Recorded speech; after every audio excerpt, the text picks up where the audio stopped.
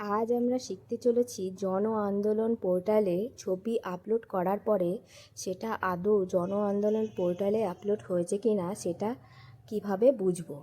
তার জন্য আমাদের যেটা করতে হবে, প্রথমেই গুগলে গিয়ে সার্চ বাটনে লিখতে হবে জন আন্দোলন পোর্টাল।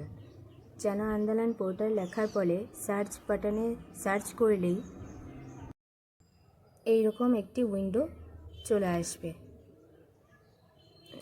যার ইউজার নেম এবং পাসওয়ার্ড দিতে হবে। দেওয়ার পরে লগ ইনে ক্লিক করলেই একটা নতুন উইন্ডো খুলবে। সেই উইন্ডোর একদম ডান দিকের মাথায় যে হামবার্গার মেনু আছে সেখানে টাচ করলে ভিউ অ্যাক্টিভিটি পার্টিসিপেশন ডেটা চলে আসবে। ভিউ অ্যাক্টিভিটি পার্টিসিপেশন ডেটাতে দুটো অপশন, ডেটা সাবমিটেড আর নো ডেটা সাবমিটেড।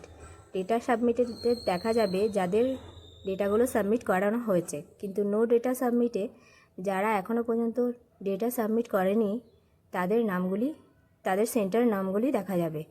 ডেটা সাবমিটে এডাব্লিউসি লেভেলে টাচ করে সেন্টার নেম লিখেও 1 বাই 1 সার্চ করা যেতে পারে যে সে আপলোড করেছে কি নাই, কত তারিখে করেছে, কখন করেছে, টাইম মেনশন করে এই আপডেটটা দেখিয়ে দেবে।